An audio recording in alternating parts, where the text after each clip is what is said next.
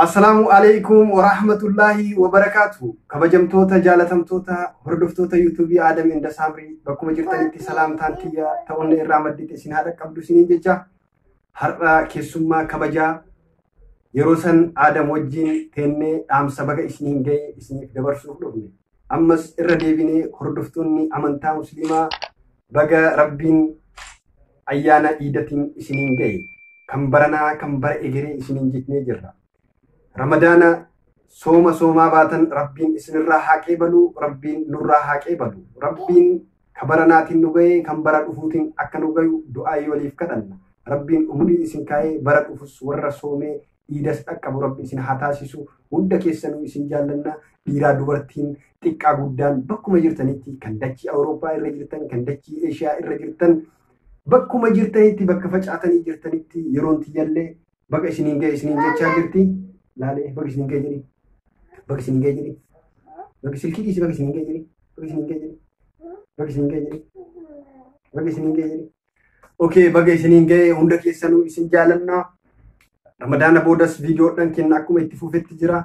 Ramadana kana keessas wantoota gaggaaris amma tokko irraa hojjannee jirra. Alhamdulillahi rabbil alamin.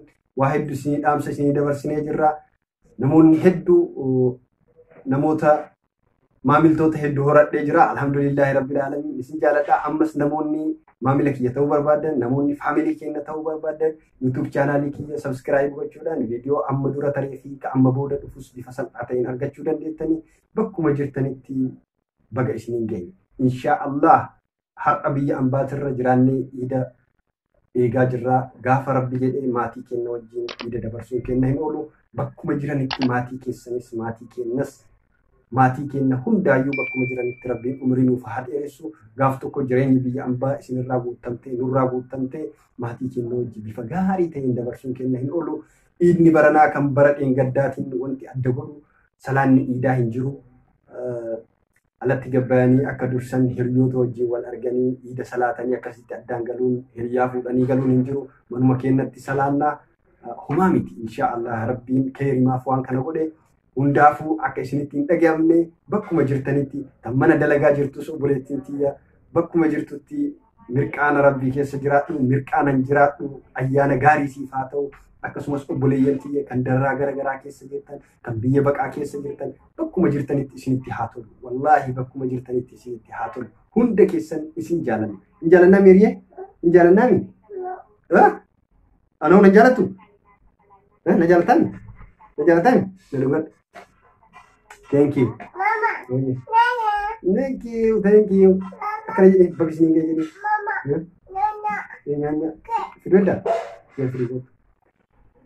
Akkas insyaallah yeroo biraa viidiyoo biraati walitti deebina. Ramadana booda immoo waan gaggaarii, waan nama bashannansiisu, waan nama kokofalchiisu, waan akka isin hin dabbarre waan tokko tokko qabannee isinii dhufna. Hangasii bakkuma jirtanitti nagayaan nuuf tura. Bara dhufuun Rabbi nu haa ga'u. Jabaadha. Ramadaanni bahee jira. Inshaallah Ramadana dhufu Rabbiin ittiin nu haa ga'u. Wanni isiniidhaam obboleeyyan tiyyata musliimaa, obboleettii tiyyata musliimaa hin dagatinaa. Hin dagatinaa. Bakka feete jiraadhu akka feete jiraadhu. Istaayilii feete hordofii akka barbaadde ta'i. Garuu kana hin dagatinuu. Assalaamu alaikum warahmatullahi wabarakaatuh. Isin jaaladha. Sesseequun kiyya immoo sunnaadha. Kanaaf sesseeqataa isinitti haasa'aa. Hundi keessan isinitti haa tolu. Namoonni YouTube chaanaalii kiyya afaan taatan YouTube chaanaalii kiyya subscribe gochuudhaan guyyaa lama keessatti namoota guyyaa sadii keessatti namoota 1000 lakkaa'an subscribe godhe ulfaadhaa galatooma. Ulfaadhaa galatooma. Assalaamu alaikum warahmatullahi wabarakaatuh.